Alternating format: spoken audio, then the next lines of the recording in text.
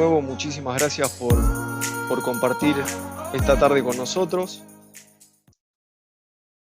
Esto es una introducción, vamos a estar dando inicio el 16 de agosto a un curso cuya finalidad es el abordaje de la salud desde una mirada integral, tratando de justificar este enfoque por medio de la nutrición y el movimiento, ¿sí? Yo soy profesor de educación física, tengo entendido que están participando de la charla profesionales de distintas áreas y seguramente haya colegas, así que también un muy afectuoso saludo para todos ellos. Bien.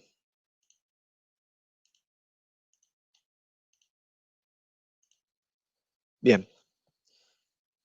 Deberían estar viendo mi pantalla.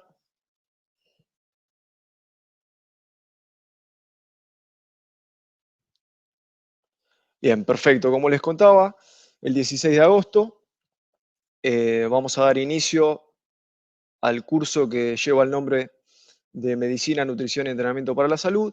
Y la realidad es que cuando comenzamos con todo esto, con Mariel, siempre charlábamos y manifestábamos, ¿no? Primero la pasión por la salud, por mantener y cuidar la salud como la valencia más importante que todo ser humano puede tener.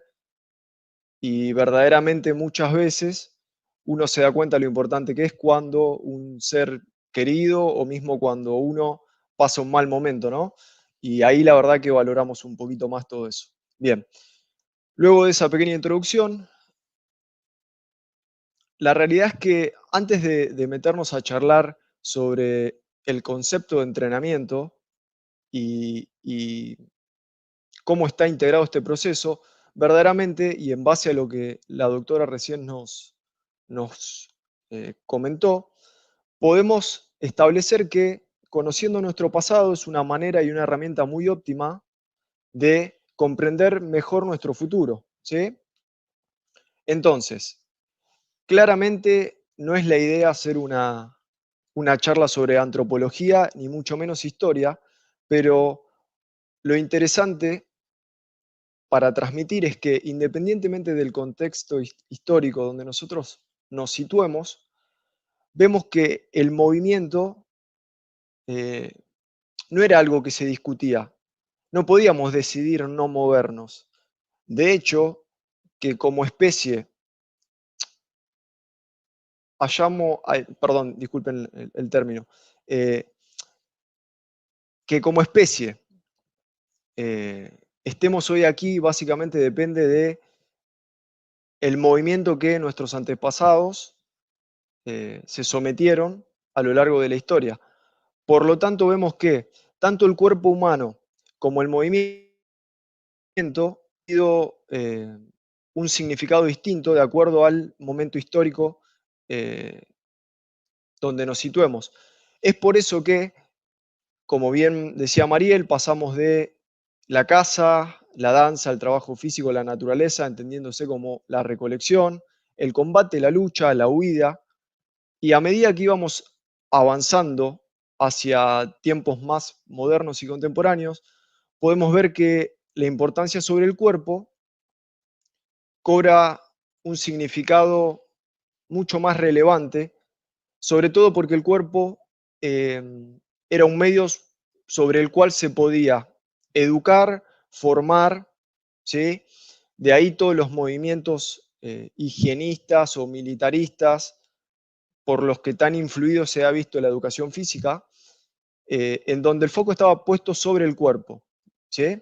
Pero como nosotros vamos a hablar de entrenamiento, es imposible no charlar de hitos puntuales que ocurrieron, sobre todo luego de la Segunda Guerra Mundial, ¿no?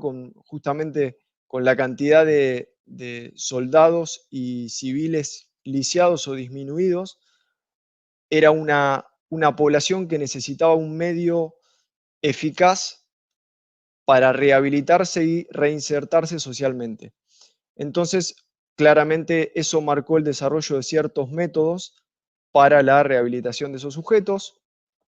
Por otro lado, Emil Zatopek, un atleta que introdujo un cambio de paradigma a cómo se venía desarrollando el proceso de entrenamiento en ese momento, eh, implementando el interval training, ¿sí? O el entrenamiento por intervalos, y claramente dos grandes exponentes de la planificación y del entrenamiento moderno, como son Matveyev y Vergoyanki, eh, dos rusos que básicamente cimentaron las bases del entrenamiento moderno y de las ciencias del entrenamiento. Luego de este preámbulo, a la hora de hablar del entrenamiento, lo que podemos mencionar es que primero es un proceso, ¿sí? Es un proceso científico porque tiene un método, básicamente, es un proceso pedagógico. Recuerden que siempre estamos influyendo sobre un sujeto, intentando incidir positivamente sobre un sujeto. Es intencional, no se da espontáneamente o porque sí.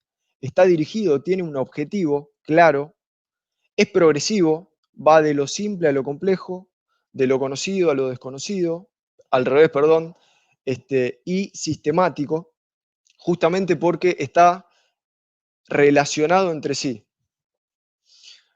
Y obviamente lo que buscamos con el entrenamiento es someter al organismo a estímulos repetitivos con el objetivo de conseguir adaptaciones fisiológicas.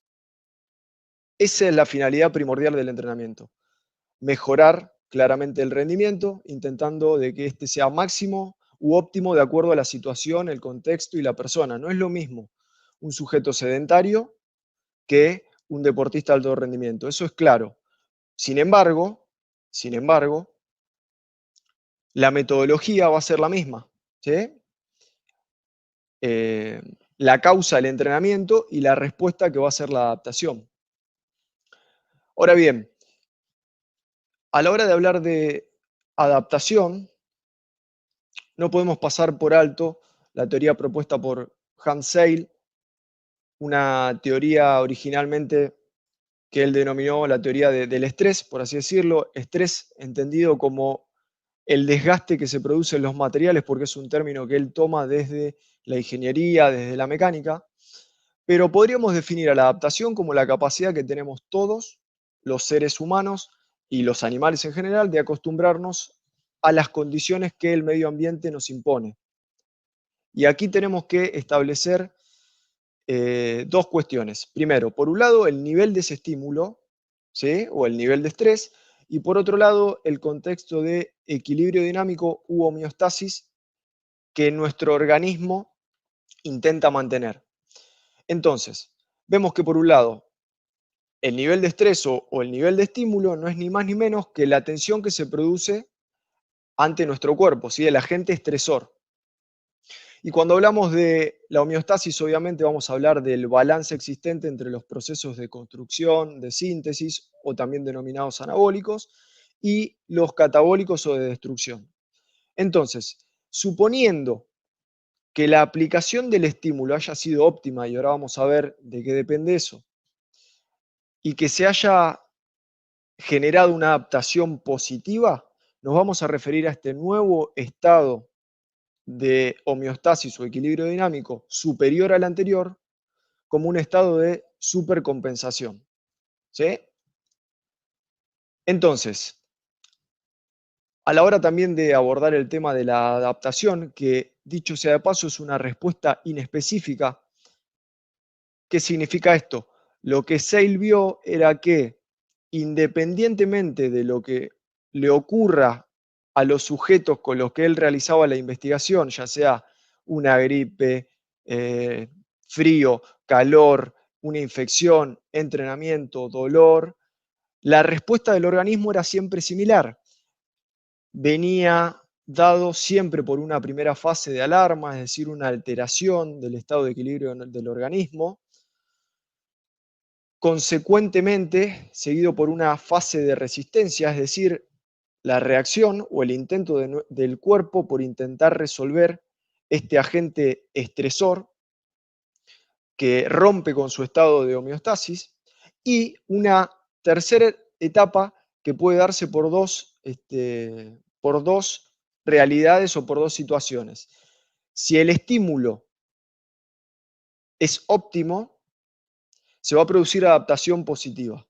¿Está bien? O sea, el cuerpo va a poder adaptarse a ese agente estresor, resolverlo y acceder a un nuevo estado de equilibrio dinámico o de supercompensación. Si el estímulo es fuerte, inapropiado o excesivo, claramente no hay una adaptación y sobreviene el agotamiento, la enfermedad, la pérdida de salud. ¿Está bien?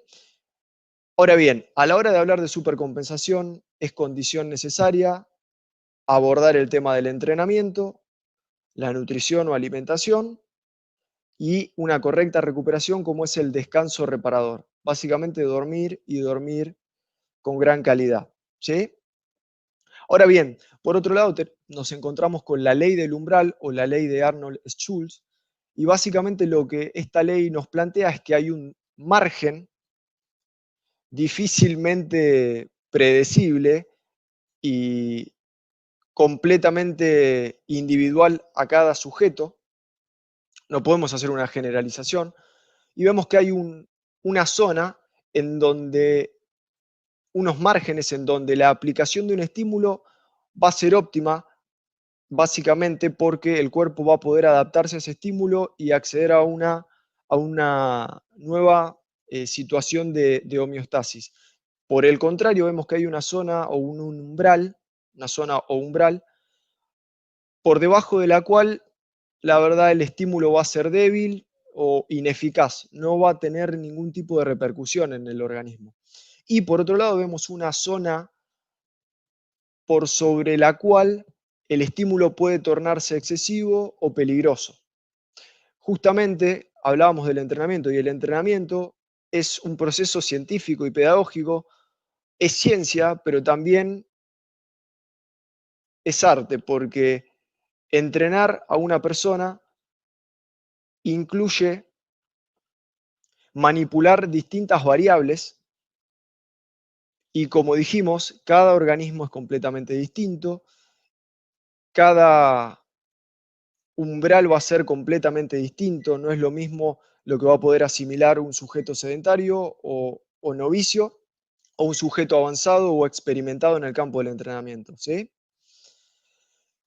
En este punto también lo que podemos mencionar es que es algo así como el refrán que lo que no te mata te fortalece, y es un poco cierto, ¿sí? El concepto de hormesis se refiere a eso, en donde la interacción entre la dosis y la respuesta va a ser interindividual y va a tener que ser muy bien controlado por parte del entrenador o el profesional que prescriba la actividad, ¿sí? Entonces, recapitulando un poco sobre estas generalidades del entrenamiento, podríamos hablar muchísimo más del proceso del entrenamiento, de sus principios, pero justamente la idea es una introducción y como en esta charla hay profesionales de distintos ámbitos, la idea es encontrar un punto de acuerdo y poder establecer consensos y que hablemos en el mismo idioma. Entonces, el entrenamiento no es ni más ni menos que un largo proceso en donde vamos a someter al organismo a distintos estímulos. Este proceso va a responder claramente al ordenamiento causa, que es el entrenamiento, la aplicación del estímulo, y el efecto, que en este caso va a ser la adaptación. Siempre la adaptación que vamos a buscar es una adaptación fisiológica positiva. ¿Está bien? Ahora bien, aunque el organismo tenga la capacidad de adaptarse, eso no justifica el empleo de programas de entrenamiento que sean poco eficientes, que no respeten a la persona, a su etapa del desarrollo, a sus experiencias previas, es decir, la no individualización del proceso de entrenamiento. Repito, aunque el cuerpo cuente con las herramientas para adaptarse a un programa ineficiente, eso no justifica su empleo.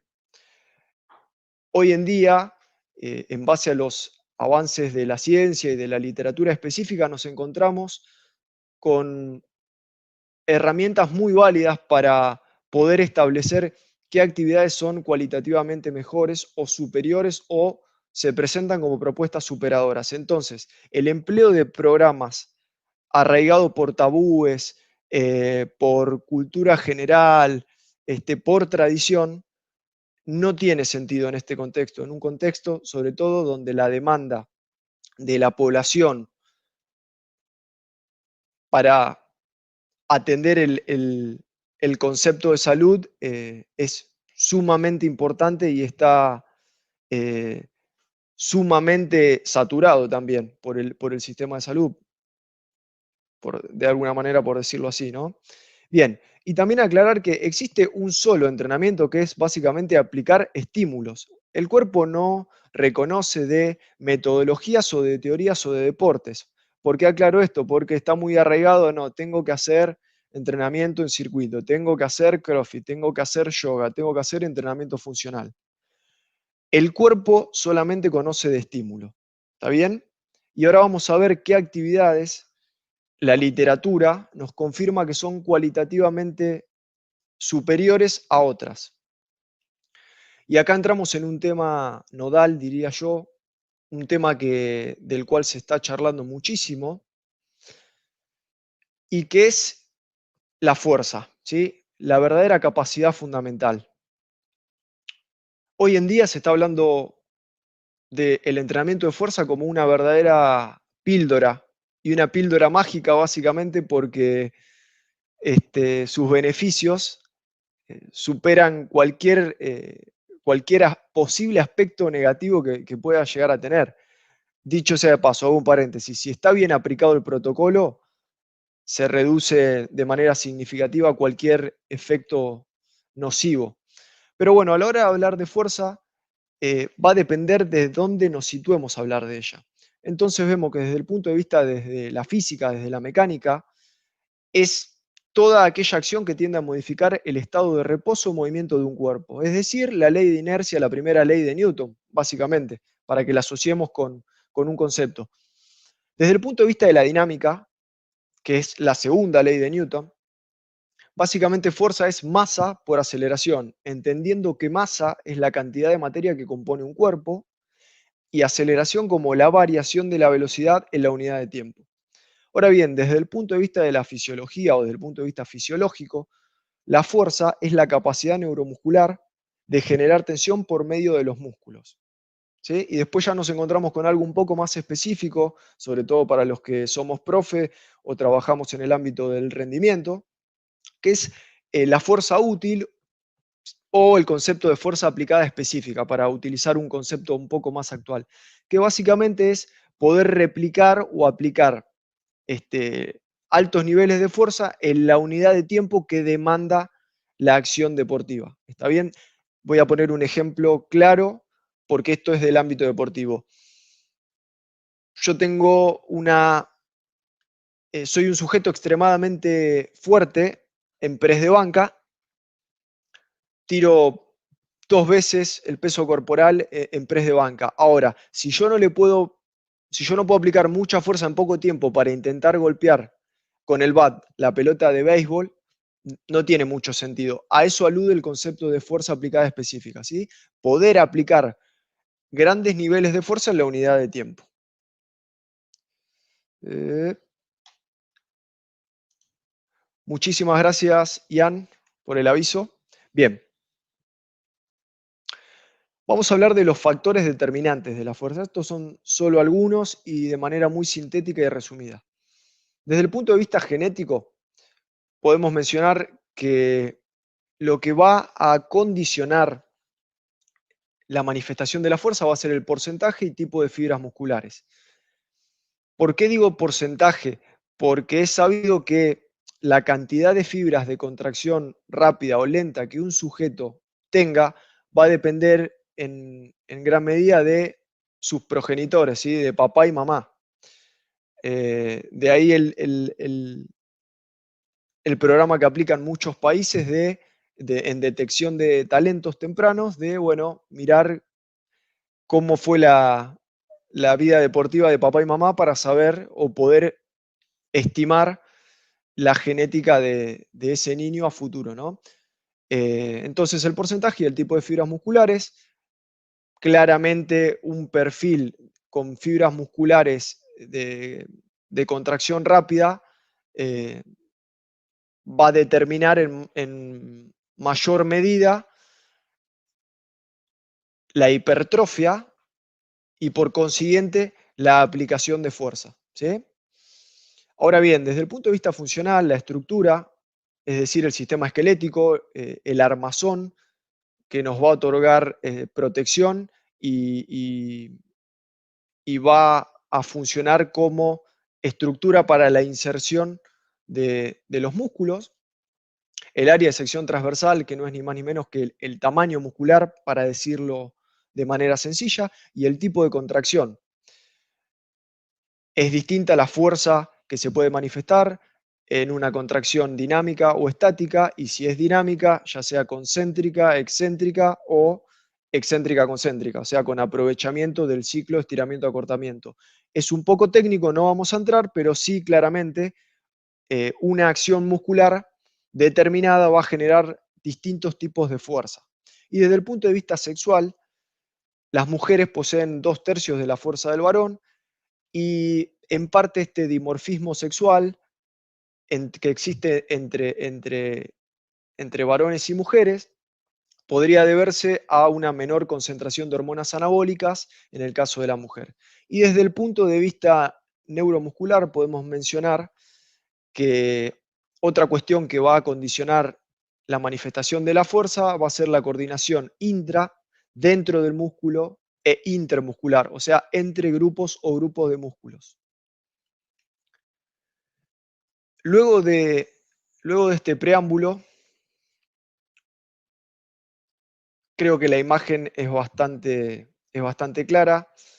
Todos los sujetos que trabajamos de manera conjunta o interdisciplinar nos encontramos con algunas de estas cuestiones que eh, la presentación nos expone. Y en este caso solo aparecen las estrictamente relacionadas con lo físico, digamos. Tranquilamente podría haber entrado la baja autoestima, la depresión, la ansiedad, el estrés, ¿se entiende?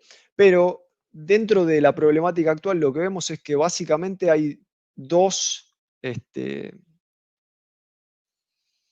dos situaciones que es como intentar establecer qué viene primero, ¿no? Si es el huevo o la gallina, pero siempre están metidos directa o indirectamente cuando una persona empieza a manifestar ciertos problemas de salud, como son el sedentarismo y la resistencia a la insulina. ¿Y qué vemos de qué se acompaña este contexto o este escenario? Generalmente se acompaña de hipertensión arterial, de diabetes, de obesidad, de sarcopenia. Esto se ve cada vez más y a edades más tempranas, ¿sí? O sea, la pérdida de masa muscular, la inflamación crónica de bajo grado, la osteopenia y osteoporosis, justamente, es decir, la pérdida o sea, en mayor o menor medida, más o menos severo, osteopenia o osteoporosis, pero también se ve a edades cada vez más tempranas, y la dinapenia, que es una combinación de todo lo anterior, como la pérdida de fuerza y rendimiento. Digamos que todas estas son cuestiones que estaban asociadas al envejecimiento, pero hoy en día se ven cada vez a más temprana edad y eso es algo verdaderamente grave y preocupante. Y bueno, la hipoquinesia entendida como el poco movimiento, no como una cuestión patológica, sino como movernos poco. Bien, dicho esto, ¿qué ocurre cuando entrenamos? O sea, cuando voluntariamente aplicamos un estímulo al organismo con un objetivo, como es en este caso el entrenamiento. ¿Qué ocurre con nuestras estructuras a nivel general? O sea, ¿solamente repercute en lo visual, en la masa muscular, o hay algo más? La respuesta obviamente es que la estética es una consecuencia, pero a nivel de estructuras, de tejidos, de órganos, de sistemas, ocurren cambios para nada despreciables y, y muy provechosos para cuidar y mantener la salud, ¿sí? Y retardar el envejecimiento todo lo que se pueda. Entonces, ¿qué vemos? Que podemos modular nuestro envejecimiento, podemos modular el cuidado de nuestra salud, sí. Y tampoco son acciones extravagantes, son acciones concretas como la dieta, la actividad física. La dieta entendido como hábitos nutricionales correctos, no como algo restrictivo, negativo o peyorativo. Al contrario, eh, la actividad física, intentar mantener un perfil hormonal, un perfil lipídico y un perfil de masa muscular saludable y acorde al sexo, la edad, la estatura, la población, obviamente, pero entonces podemos modular básicamente y retardar nuestro envejecimiento con estas acciones. Eh, en este caso, la mayoría de las terapias anti-envejecimiento tienden a inclinarse hacia esta teoría que estamos mencionando aquí, que básicamente es en donde se asocia la longitud de los telómeros con la longevidad en los mamíferos, ¿sí? Los telómeros entendido como las porciones terminales que tenemos en nuestros cromosomas, en los extremos de nuestro cromosoma, y telómeros más largos están asociados justamente con mayor longevidad y mejor calidad de vida. Y ahora vamos a ver qué tipos de actividades, porque, claro, ustedes dirán, eh, a mí me dirán, bueno, pero ¿qué tipo de actividades son? Bueno, ahora vamos a ir puntualmente a cuáles son. Bueno, un poquitito más, vemos que la masa muscular está inversamente correlacionada con eh, mortalidad, o sea que a más masa muscular, menos mortalidad, mayor supervivencia. Por ejemplo, abajo y a la izquierda vemos cómo la velocidad de marcha está asociada, a una velocidad de marcha más veloz, está asociada a mayor supervivencia. Y eso es básicamente porque esos sujetos tienen si pueden caminar más rápido es porque son más fuertes. Los profes van a saber entender por qué. La aplicación de fuerza sobre el suelo para desplazarse va a ser más eficiente, por lo tanto, pueden caminar más rápido, probablemente su sistema cardiovascular, su consumo máximo de oxígeno sea superior a los sujetos que caminan más lento, en fin. Podemos establecer a la fuerza como un biomarcador y como un fuerte predictor de la mortalidad. Es decir, mejor masa muscular, mejor calidad de vida, más años vividos y con mayor funcionalidad. Otra cosa interesante, otra cosa muy interesante es que muchas veces, sobre todo en mi campo de aplicación, las personas asocian por tabú que cuando vos cumplís determinada cantidad de años o te encontrás en cierta etapa de tu vida, es como irremediable que vos vas a perder masa muscular, que te va a empezar a crecer un poquito la panza, eh, en fin, que vas a empezar con alopecia o pérdida de cabello. Y la realidad es que muchas personas tienden a naturalizar eso y la realidad es que todo lo contrario.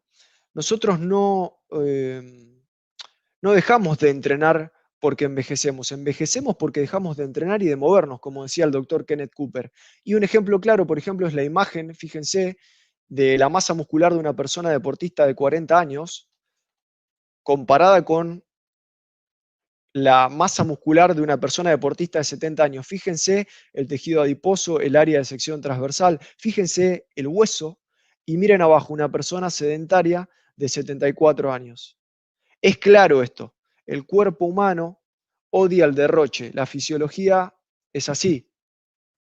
Lo que no usás, lamentablemente, lo vas a perder, porque evolutivamente no tiene sentido sostener algo metabólicamente tan demandante como lo es el músculo. Pero si tuviese que darles una reflexión, sería eso, a sus seres queridos, a sus pacientes, a sus entrenados, cuidemos la masa muscular, tratemos de movernos, sé que es un contexto difícil, sobre todo eh, el contexto actual, la situación actual, pero no nos resignemos porque se puede vivir mucho y se puede vivir bien, que es lo más importante. Ahora bien, hablábamos, todas las actividades me van a otorgar beneficios o los mismos beneficios, no. El entrenamiento de resistencia de alta intensidad, actividades con impactos controlados, son estímulos cualitativamente superiores que me van a poder obtener bienestar y mantener salud ósea y obviamente, sobre todo en adultos, reducir el riesgo de caídas. Ustedes saben que esa es una de las principales causas que desencadenan en otros problemas en los adultos mayores, que es básicamente las caídas, la pérdida de equilibrio.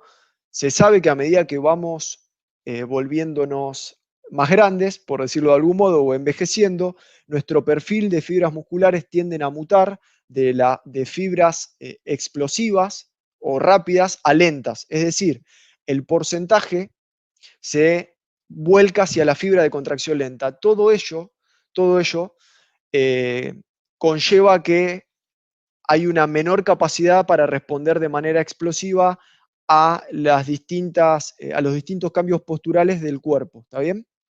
Por otro lado, vemos también, ¿no?, que la inactividad física y el sobrepeso, en un estudio que dio a conocer la Organización Mundial de la Salud en el 2009, la foto es del 2004 de todos modos, vemos que la inactividad física y el sobrepeso y la obesidad, respectivamente, cuarta y quinta causa de muerte. ¿Está bien?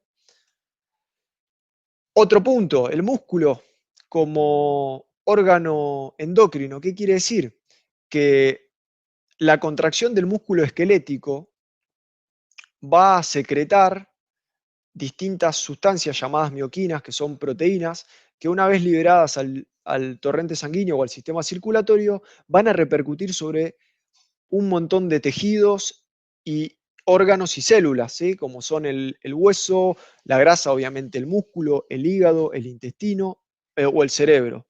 O sea que esto es solo una pequeña parte de la justificación de por qué deberíamos movernos, por qué deberíamos entrenar la fuerza o el entrenamiento contra resistencia.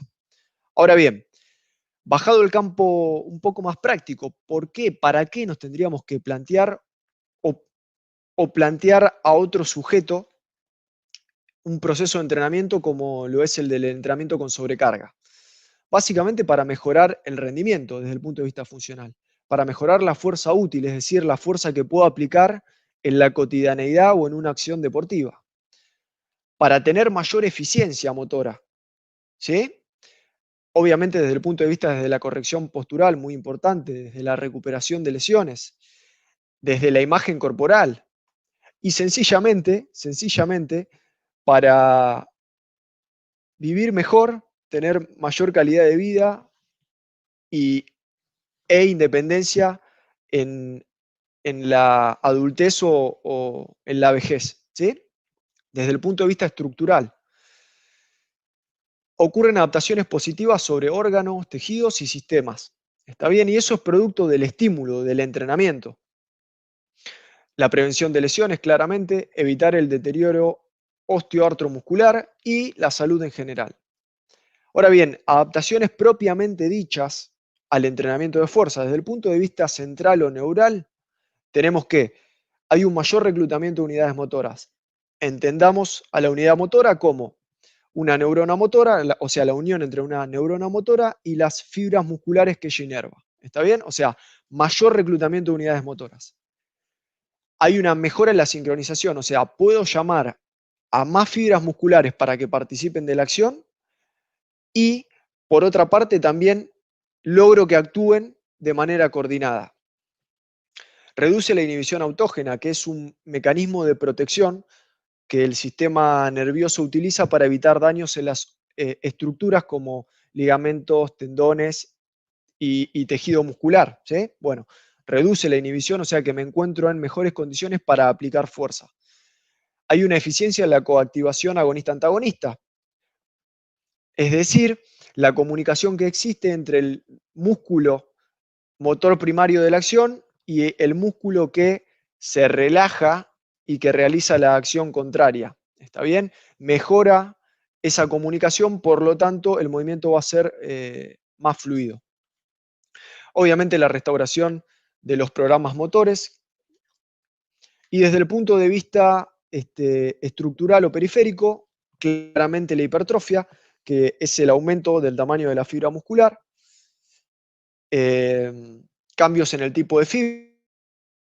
Tengamos en cuenta que esa mutación es fácilmente, esa mutación se da fácilmente de intermedia, o sea, de rápida a intermedia y de intermedia a lenta, y es más dificultoso de intermedia a fibra rápida o explosiva, ¿sí? Hay un aumento en las enzimas glucolíticas, aumenta la densidad mineral ósea, fortalece tendones y ligamentos y hay una disminución de la masa grasa, ¿sí? Bien, y ahora concretamente, para los que no son profe, cuando hablamos del entrenamiento de fuerza, ¿a qué nos referimos? Y esto va a variar mucho de acuerdo al autor, de acuerdo a la bibliografía, pero bueno, a fines prácticos vamos a intentar ponernos de acuerdo en que a la hora de abordar la fuerza máxima, vamos a estar hablando en, en un rango de repeticiones de 1 a 5, con una resistencia, con una carga externa, que me permita realizar o desplazar esa carga justamente de 1 a 5 veces. En el tradicional paradigma del porcentaje de una repetición máxima, más o menos vamos a estar hablando entre el 85 y el 100%.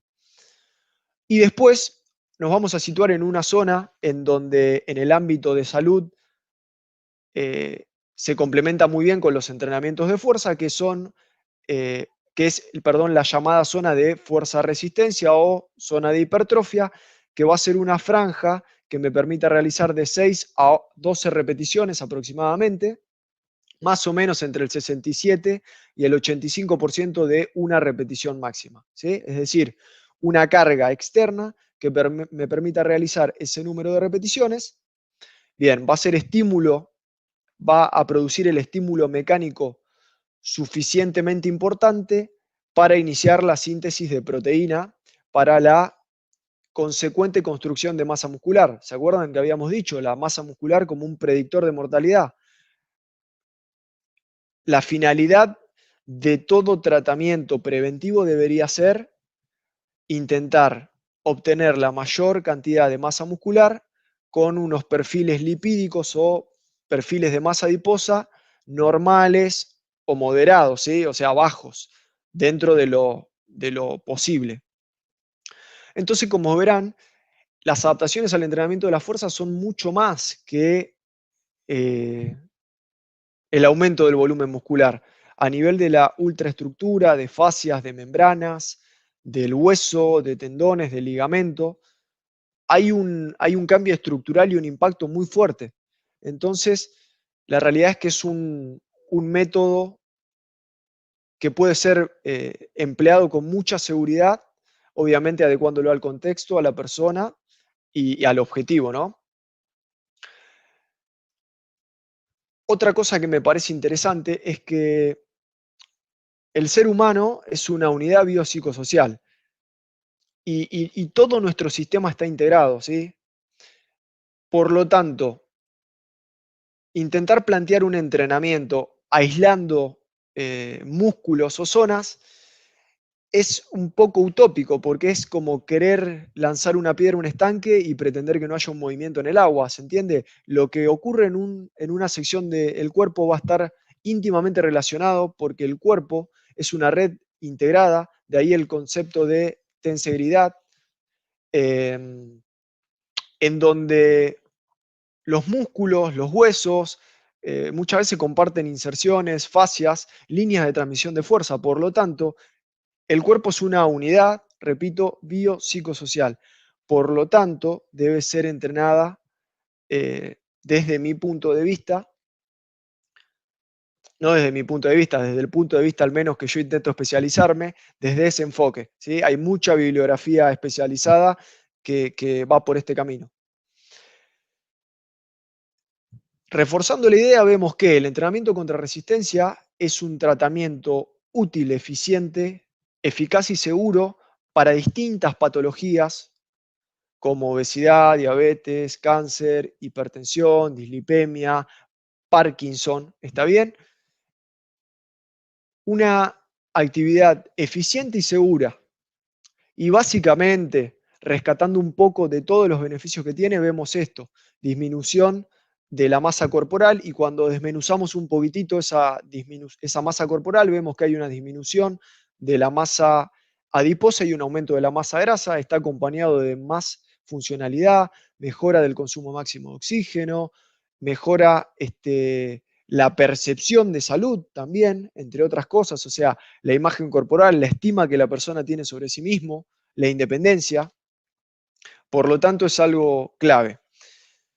Y como hoy dijimos, no es cualquier tipo de entrenamiento, probablemente el más difundido y por cuestión de tradición siempre ha sido el entrenamiento continuo, el llamado fondo, que muchas personas practican, como es la caminata habitual o el trote habitual, que no está mal y no es para nada despreciable.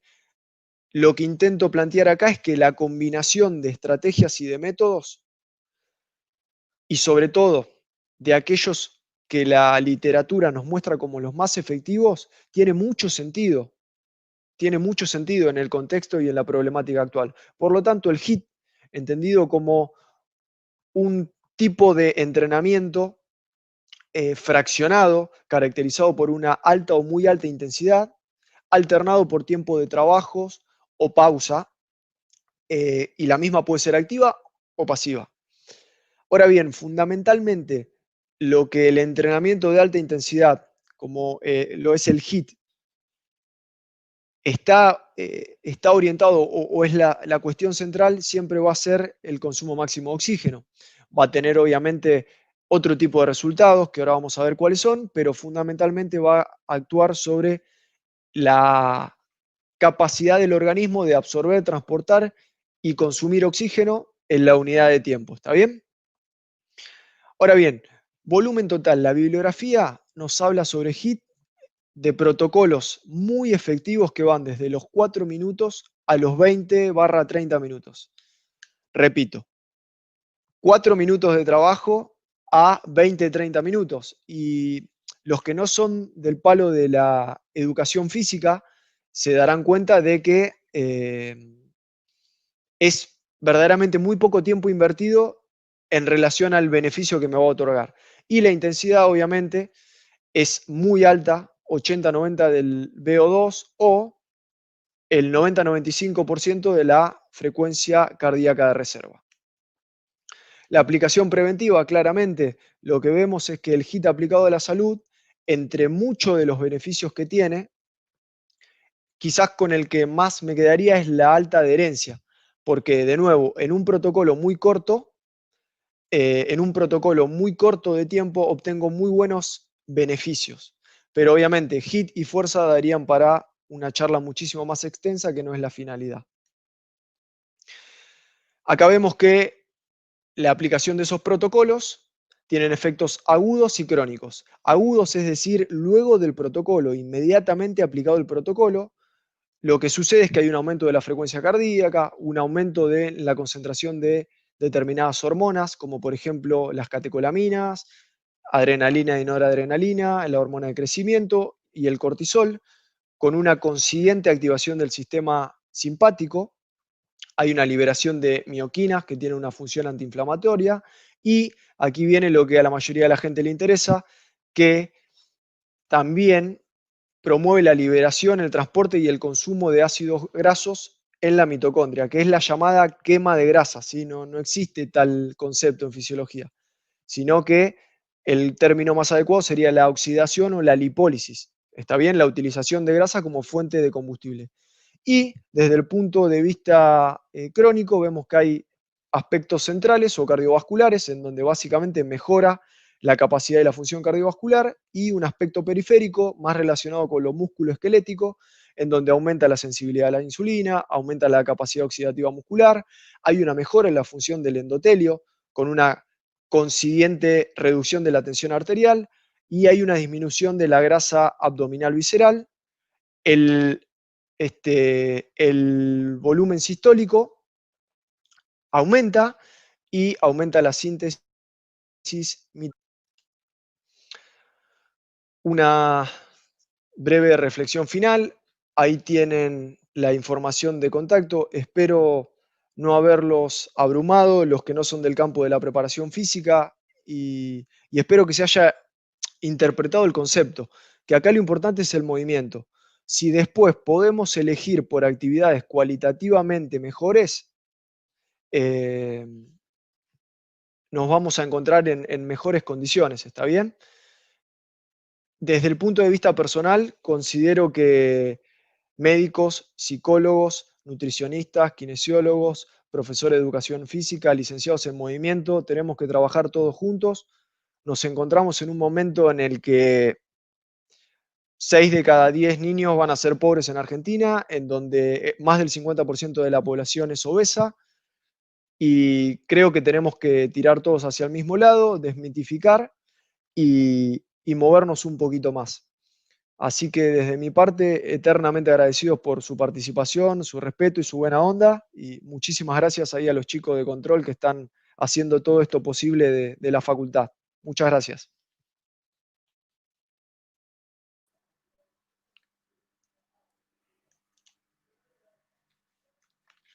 Muchas gracias a ustedes, Nicolás y Mariel, por sumarse.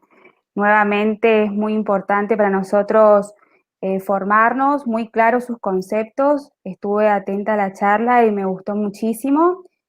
Así que muchas gracias por el aporte y seguramente que los chicos tienen dudas. No sé si están de acuerdo con leer unas preguntitas que tienen, si las Sí, quieren claro. responder. Bueno, para que vayan sabiendo también, acá están pasando los contactos por si tienen otras dudas, por si no se pueden responder todas las preguntas o si les surge alguna idea para que ellos se las puedan responder. También, bueno, ya comentaron de su curso, que lo inician la semana que viene, ahora seguramente nos van a comentar un poquito más. Y nada, eso, agradecerles la presencia de todos también. Otra cosa que andaban preguntando era por el link de inscripción, que ahora lo pasamos ya. Va a estar abierta la inscripción hasta las 20. Es un formulario.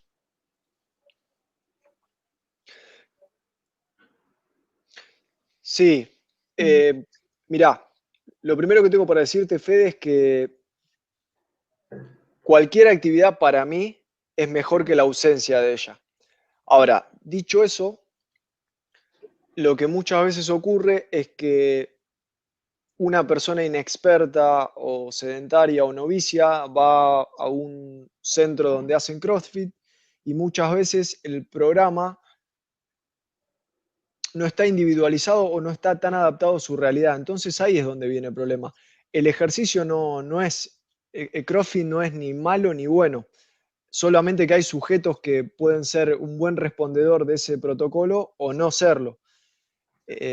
Sinceramente, siempre voy a abogar por un profesor de educación física que se desempeñe como entrenador o licenciado en ciencias del deporte, eh, como la persona más idónea para programar entrenamientos. Te repito, a la no actividad prefiero cualquier tipo de actividad. Sí es cierto que es una disciplina la que vos mencionás que muchas veces está acompañada por dolencias, dolores, lesiones, justamente por esto, porque la intensidad no está adecuada o el programa no está individualizado a la persona. Espero haberte podido ayudar. En la rehabilitación tenía que hacer ejercicio con máquinas, nunca pude hacerlo, perdía masa muscular.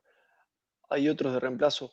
Gaby, lo primero que deberías tener en cuenta es si el traumatólogo te dio el alta para empezar a entrenar, o sea, si terminaste tus sesiones de kinesiología, que eso no lo sé, o sea, no conozco tu historial, no sé si sos deportista.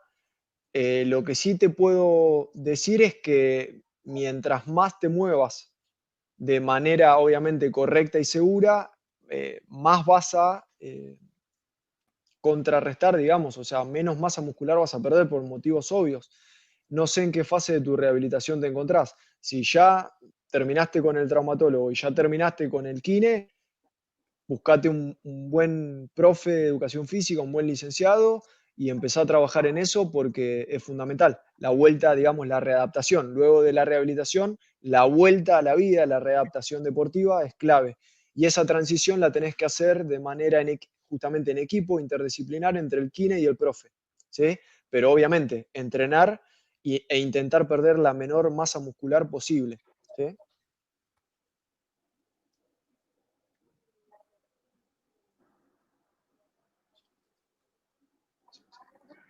Consecuencias, depende, esto es bastante específico, la dieta cetogénica se utiliza bastante, es una estrategia también válida. Yo suelo recomendar, va a variar mucho en el caso, pero una alimentación del estilo más low carb y hacer periodos de cetosis, por ejemplo, en una etapa de definición tendría muchísimo sentido hacer un periodo cetogénico. Pero bueno, en definitiva habría que ver el caso particular. Tiene buena evidencia en algunos deportes, pero es muy específico de la persona.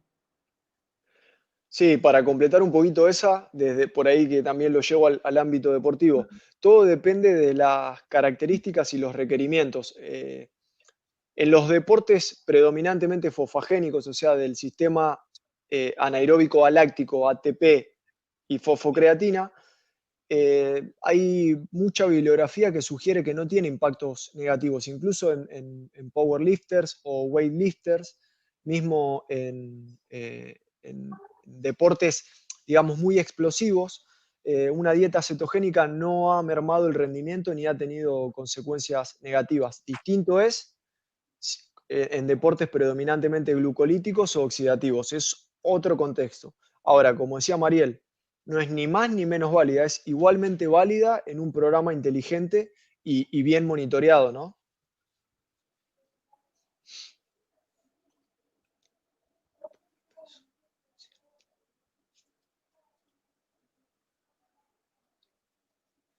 Qué buena pregunta, Maribel. Bueno, acá básicamente lo que tenés es que para la mejora de la masa muscular hay dos factores muy importantes y pondría un tercero que está bastante discutido.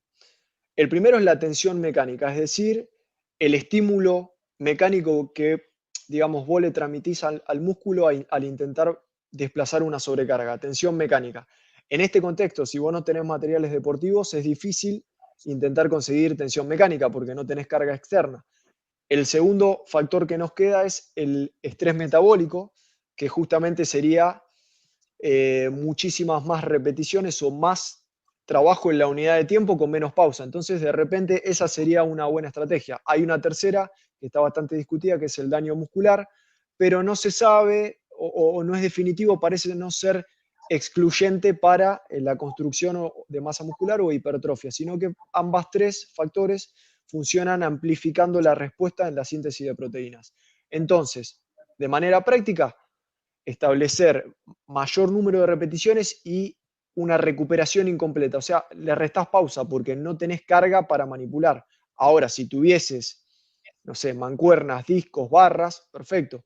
Solamente vas aumentando carga externa a medida que progresivamente te vas haciendo más tolerable a esa carga, ¿sí?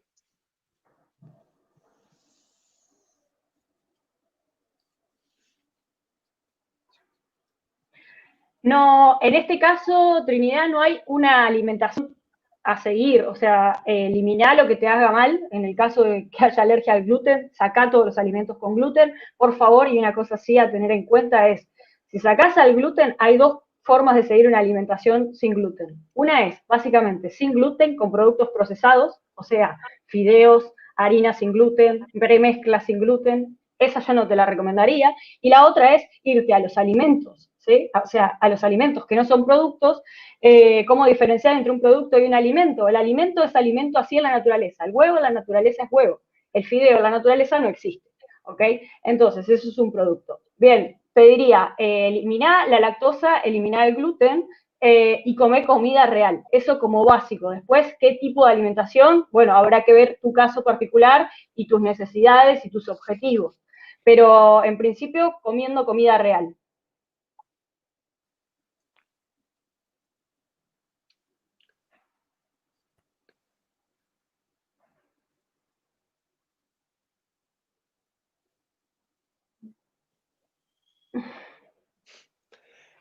Y sí. Lo primero que tengo para agregar ahí, independientemente de lo que ingieras, es que si vos estás en un contexto obligado de hipoquinesia, o sea, poco movimiento, como lo es una operación, o sea, digamos que te encontrás en el peor contexto porque justamente no tenés independencia y te prescriben reposo y muchas veces no te puedes mover. O sea, que te vas a mover menos que antes.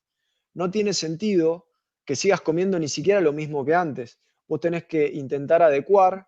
si bien las calorías no son todo, estamos de acuerdo, estamos de acuerdo. Ahora, en un contexto de poco movimiento obligado, tendrías que ser muy minucioso con la ingesta para que justamente no termine en un sobrepeso acusado y en donde te repletes de masa adiposa y encima pierdas mucha masa muscular, ¿sí?